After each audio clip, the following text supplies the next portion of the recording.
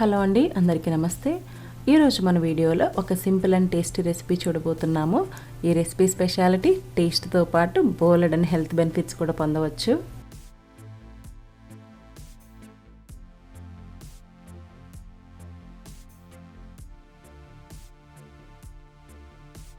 మనం ఈ వీడియోలో చూస్తున్నది క్యారెట్ బీట్రూట్ ప్లాంట్స్ అండి. మన దగ్గర సీడ్స్ లేకపోయినా నారు లేకపోయినా క్యారెట్ని బీట్రూట్ని ఈజీగా ఇంట్లో ఎలా పెంచుకోవాలని నేను చూపిస్తాను. అది జస్ట్ ఒక వెజిటబుల్ ట్రేలో పెట్టానండి. 40 to 50 డేస్లో మనకి ఈ విధంగా బీట్రూట్ అనేది రెడీ అయింది.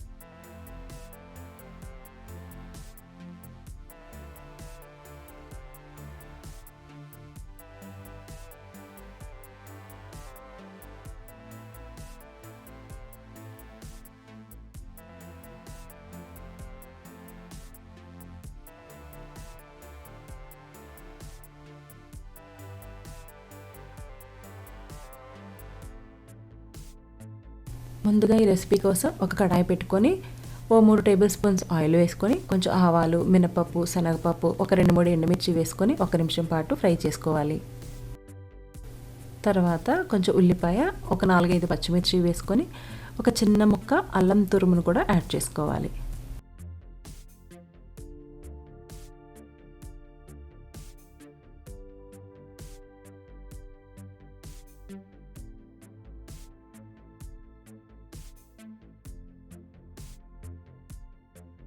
ఉల్లిపాయ ఈ విధంగా రంగు మారిన తర్వాత కొంచెం వెల్లుల్లిపాయ, కరివేపాకు వేసుకొని మరొక నిమిషం పాటు ఫ్రై చేసుకోవాలి.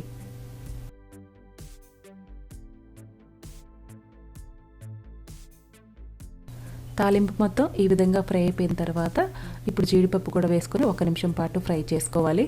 ఒకవేళ జీడిపప్పు లేదు అనుకుంటే తాలింపు గింజలతో పాటే వేరుశనగ గుళ్ళు కూడా వేసుకొని మనం వేయించుకోవాలి.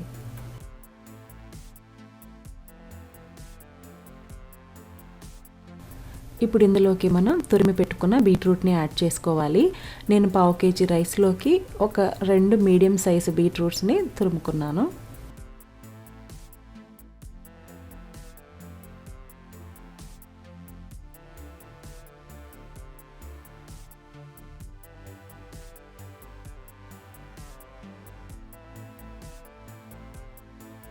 ఇప్పుడు ఇందులోకి కొంచెం సాల్ట్ యాడ్ చేసుకొని మొత్తం అంతా కలిపేసి ఒక 5 నిమిషాల పాటు చిన్న మంట మీద అలా ఫ్రై చేస్తూ ఉండాలి.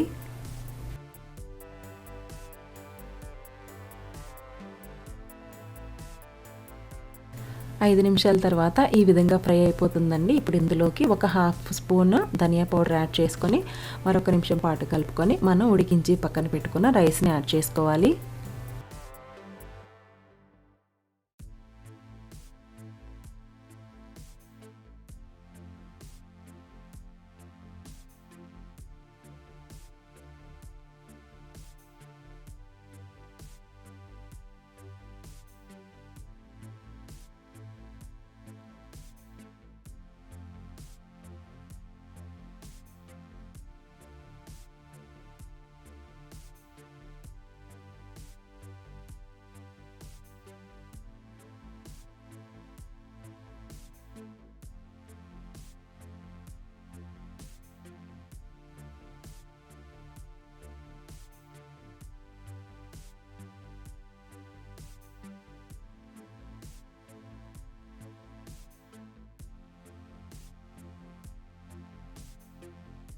రైస్ యాడ్ చేసుకున్న తర్వాత మొత్తం అంతా కలుపుకుంటే ఈ విధంగా రంగు మారిపోతుందండి. ఇప్పుడు ఇందులోకి తురుము పెట్టుకున్న కొంచెం కొత్తిమీర యాడ్ చేసుకొని స్టవ్ ఆఫ్ చేసుకొని ఒక 1/2 చెక్క నిమ్మకాయ రసం పిండుకుంటే మన బీట్రూట్ రైస్ అనేది రెడీ అయిపోయిందండి.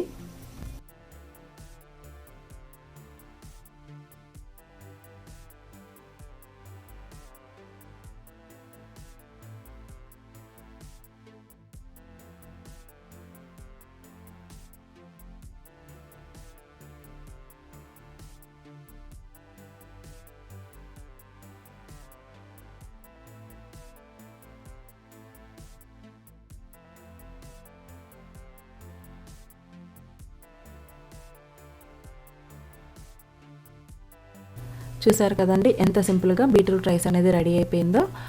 ఇది చాలా టేస్టీగా ఉందండి, మనం పిల్లలకు కూడా హ్యాపీగా పెట్టొచ్చు. ప్రిపరేషన్ కూడా చాలా ఈజీగా ఉంది కదా. ఈ వీడియో కనుక మీకు నచ్చితే లైక్ చేయండి, షేర్ చేయండి, సబ్స్క్రైబ్ చేసుకోవడం మర్చిపోవద్దు. మరొక మంచి రెసిపీతో మళ్ళీ మీ ముందుకు వచ్చేస్తాను. అంతవరకు సెలవు మరి, నమస్తే.